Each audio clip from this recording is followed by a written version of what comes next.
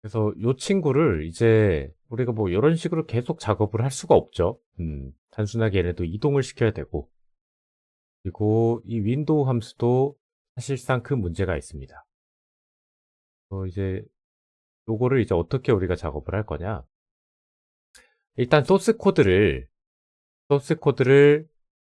나눠서 사용하기 위해서 새로운 프로젝트를 만들 거예요. 그래서 이쪽에 추가해서 새 프로젝트. 요거는 이제 그 녹화가 다 될 거고 올라갈 거니까 그냥 보시면서 이해하시면 됩니다. 지금 따라 하실 필요는 없습니다. 새 프로젝트로 추가를 할 건데, 보시면 수많은 그 항목들이 있죠. 여기서 라이브러리 파일로 만들 거예요.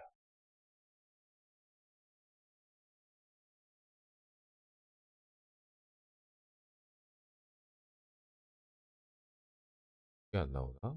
데스크톱 마법사.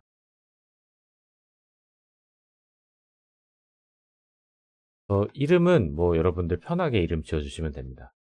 저 같은 경우는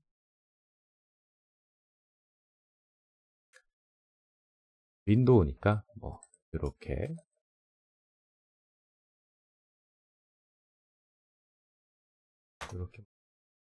여기서 이제 선택을 하실 때 동적 라이브러리와 정적 라이브러리가 있어요.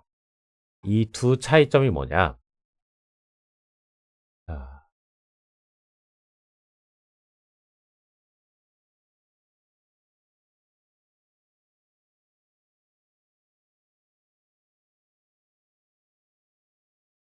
간단하게 일단 이렇게 설명이 나오는데, 우리가 그 이제 수많은 저런 소스 코드들을 라이브러리화해서 사용을 할 거예요. 흔히 이제 우리가 사용하는 일단 정적 라이브러리로 만들어 놓겠습니다. 자, 들어갔는데 요것도 지금 요게 들어갔는데 다 지우고 어떻게 하시냐?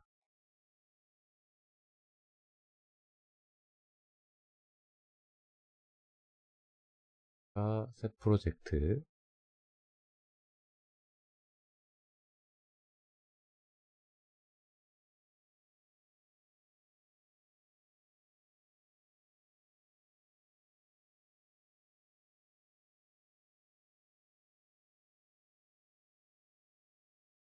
아까 이미 만들어져 있네.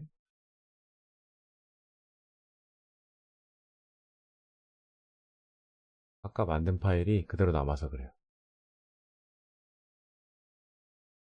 이쪽 들어가서 지워줍니다.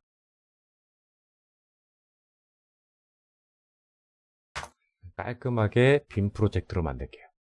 뭐 추가적으로 안 들어가게끔.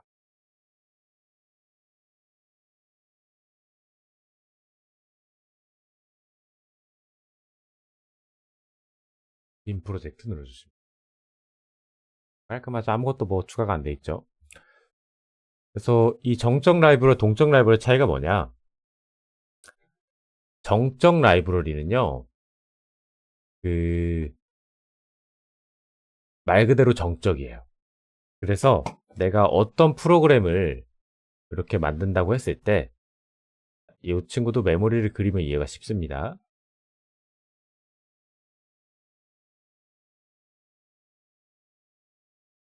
내 라이브러리 코드가 있을 거고, 그렇죠? lib, 그리고 내 실제 프로그램 코드가 있을 거예요. 프로그램 코드. 그럼 제가 정적 라이브러리로 이 친구를 만들어 버리면 컴파일 하죠. 우리가 컴파일을 할 때 컴파일 또는 빌드 뭐 이 과정을 거치면서 컴파일을 거치죠.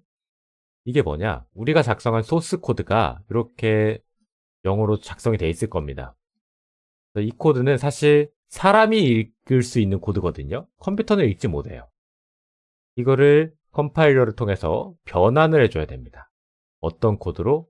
0101, 0과 1로 이루어진 이진 코드로 변환이 돼야 돼요. 이 변환을 할 때 이 라이브러리에 있는 소스 코드, 이 친구가 내 프로그램 소스 코드가 그대로 갖다가 내 프로그램 하나의 이 프로그램에, 전체 프로그램에 들어가서 lib 프로그램, 이 전체 소스 코드 하나가 만들어지는 거죠. 요게 일단 정적 라이브러리라고 이해를 하시면 됩니다. 세부적으로 우리가 더 깊게 보면은 더 많은 것들을 좀 더 구분할 수 있겠지만, 당장 이해하시는 데는 요것이 일단 최고의 간단하게 설명하는 방법입니다. 그럼 동적 라이브러리는 뭐냐? 동적 라이브러리 여러분들 아마 실행을 해보시면 이런 것들 많이 보셨을 거예요. 특히나 우리가 어떤 것들을 한 번씩 실행해보시면 이런 DLL이라는 파일들을 좀 한 번씩 보신 적 있을걸요? DLL. 이렇게 뭐 boost.dll, 뭐.dll, physicsx64dll. 자, 얘네들이 동적 라이브러리들이에요. 자, 얘네들이 뭐냐? 내가 프로그램을 실행을 하면 내 프로그램이 이렇게 램에 올라가겠죠. 내 프로그램. 근데 아까는 하나가 이렇게 붙어서 하나의 프로그램 안에 이 라이브러리 코드들이 같이 빌드가 돼서 내 하나의 프로그램 안에 라이브러리가 포함이 되는 거였어요. 근데 얘는 저 DLL들이 실행이 되면서 다른 메모리 영역에 이렇게 DLL들이 올라갑니다. 프로그램들이. 라이브러리가. 얘는 이제 동적 라이브러리거든요. 그러면 내 프로그램에서 여기에 구현되어 있는 함수를 갖다 써요. 그럼 이렇게 가져와서 그냥 가져다 씁니다. 근데 내 프로그램뿐만 아니라 뭐 카카오톡을 깔았어요. 근데 카카오톡도 윈도우 뭐 동적 라이브러리를 사용할 수 있잖아요. 그럼 여기서 갖다 같이 써버려요. 근데 카카오톡을 정적 라이브러리로 만들었다. 그러면은 메모리상에 내 프로그램 이렇게 있고 또 카카오톡도 똑같이 하는데 이 정적 라이브러리가 똑같이 들어가 있고 프로그램 카카오톡이 이렇게 돼 있는 거예요. 카톡. 그러면 겹치죠. 메모리 낭비가 되죠. 뭐 이런 장단점이 서로 존재를 하는 거죠. 근데 물론 이제 소스 코드가 한 번에 뭉쳐 있기 때문에 속도 면에서는 이 친구가 좀 더 이득일 수도 있고, 그리고 유지 보수하는 데 있어서 내 프로그램을 위해서만 딱 유지 보수되게끔 최적화를 시킬 수도 있는 부분이 많습니다. 또 예를 들어서 동적 라이브러리 같은 경우에는 이게 따로 들어갔기 때문에 프로그램이 중간에 종료하지 않아도 얘만 새로운 버전으로 버전 2로 교체를 해버리면 새로운 기능들을 또 가져다 쓸 수 있어요. 그리고 이 친구 같은 경우는 새로운 버전으로 LIB가 버전 2가 나왔다. 그럼 새로 다시 추가해서 새로 빌드를 해서 새로운 프로그램을 배포를 해야 되죠. 이런 장단점들이 서로 존재를 하는데, 그렇다고 뭐가 정답이냐라는 뭐 그런 건 또 없습니다. 상황에 맞춰서 골라서 사용을 하는 겁니다. 근데 우리 라이브러리는요, 아마 우리만 사용을 하겠죠. 여러분들이 만든 라이브러리는 여러분들만 사용을 할 겁니다. 이거를 뭐 누군가 크게 뭐 쓰거나 뭐 배포하거나 그럴 경우는 크게 없을 거란 말이에요. 그래서 우리는 정적 라이브러리로 만든 겁니다. 만약에 나는 내 걸 만들어서 조금 뭐 문서도 만들고 뭐 이것도 웹페이지도 만들어서 배포를 하고 싶은 목적이 커요. 그리고 다른 프로그램과의 호환성이나 이런 것도 개발을 하고 싶어. 그러면은 동적 라이브러리로 바꾸셔서 작업을 한번 진행을 해보세요. 특히 네트워크 엔진 같은 경우에는 동적 라이브러리로 만드는 경우들이 많죠. 왜? 중간에 내 프로그램이 멈추지 않아요. 특히나 서버 같은 경우나 뭐 이런 것들은 중간에 멈추지 않게 하는 경우가 많기 때문에 동적 라이브러리 형태로 라이브러리를 바꿔서 버전 2, 버전 3 바꿔가지고 사용하는 경우도 있습니다. 사실 이제 클라이언트 과정에서는 크게 뭐 이게 의미는 없지만 정적 라이브러리가 유지 보수도 조금 더 쉽고 뭐 이런 부분들이 많아서 호환성도 높기 때문에 더 사용을 하겠습니다.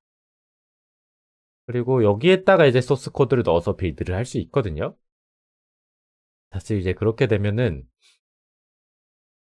또 여러 가지 또 신경 써야 될 부분들이 있습니다. 막 경로 문제라든지. 그래서 조금 편하게 사용하는 방법이 있어요. 자, 추가를 다시 눌러주시고 새 프로젝트 하시는데 공유 항목 프로젝트를 만들겠습니다. 자, 이 친구는 뭐냐? 여러 프로젝트 간에서 이 안에 들어간 파일들을 공유하는 데 사용이 될 거거든요. 자, 지금 당장은 사실 큰 문제는 없는데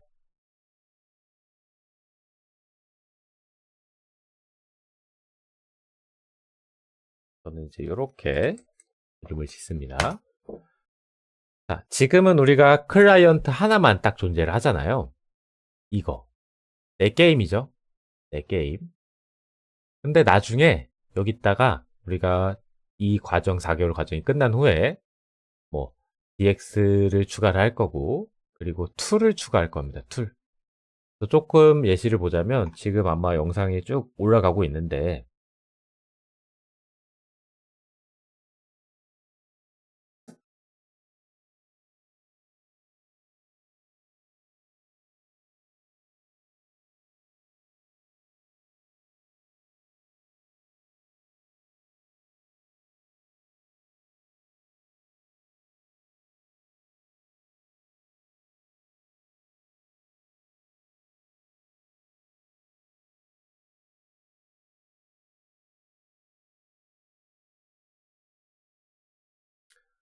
나중에 이제 이런 툴을 만들 거예요. 이런 툴을 만들 거기 때문에 그래서 이 툴에서도 저 소스 코드를 같이 사용을 할 겁니다. 다른 프로젝트로 들어가겠지만. 그래서 일단 나중에 추후에 사용할 수 있는 거를 좀 고려를 해서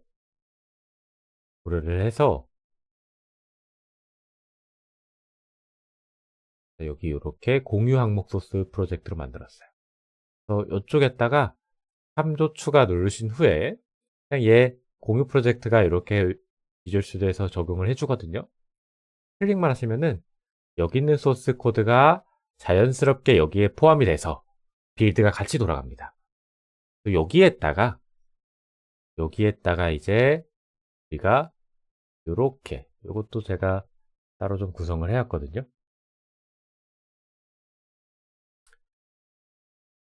이렇게 구성을 할 겁니다. 이쪽 소스 코드가 이쪽에 참조가 되고 메인 함수 보시면은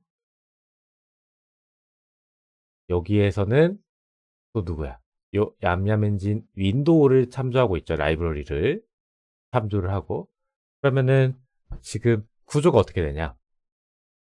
공유 항목 프로젝트 이 친구가 있고 그래서 얘를 참조하고 있는 요거 라이브러리 정적 라이브러리 윈도우 프로젝트가 있고 얘죠.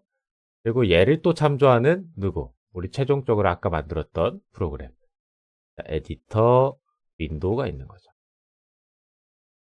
이렇게 순서적으로 내려가고 있거든요. 그래서 이것도 이름도 뭐 편하게 바꿔주세요. 뭐 에디터 윈도우 하셔도 되고, 뭐 게임 윈도우 하셔도 되고, 뭐 게임이라고만 하셔도 되고, 여기도 이제 이름이 아마 처음에 프로젝트 만든 이름으로 돼 있을 거예요. 메인 함수니까 저는 이제 메인으로 바꿨습니다. 그렇게 추가를 해주시면 이쪽에서 만든 파일들을 자, 이쪽에서 사용이 됩니다. 그래서 include 하셔가지고 이 땡땡 언더바는 이 지금 이 현재 존재하는 파일 있죠. 이 파일에서 한 단계 상위 파일로 올라가는 겁니다. 자, 그럼 이 폴더가 나왔을 겁니다. 자, 메인 위에 이 폴더.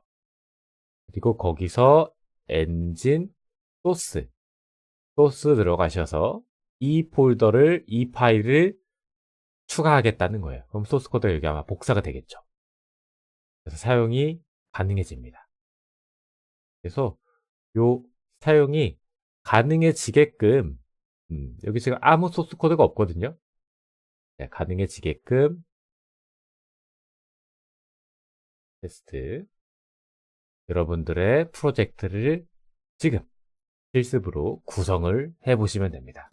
그래서 이름도 어떻게 지을지 한번 고민하시고 지어보세요. 제 거를 꼭 따라 하실 필요는 없으시고 본인이 편하게 생각하는 이름이 있다면은 그 이름을 사용해서 구성을 하시면 됩니다. 그래서 공유 항목을 만들고 정적 라이브러리에 공유 항목을 추가를 하시고 파일 하나 테스트용으로 요거 클래스 이용해서 추가하시면 됩니다. 클래스를 추가를 해보시고 그리고 이 친구를 여기서 참조를 이용해서 추가를 해주시고 참조하지 않고 사실 우측 클릭해서 이쪽에 보시면 그 추가 포함 디렉토리 이런 거 해가지고 우리가 직접 또 설정을 해줄 수도 있거든요. 근데 이 비주얼 스튜디오 솔루션 탐색기에서 그냥 참조해 주시면 엄청 간단하게 사용할 수 있습니다. 아니면 이제 소스 코드로 라이브러리 추가하고 하는 방식들이 있긴 한데 비주얼 스튜디오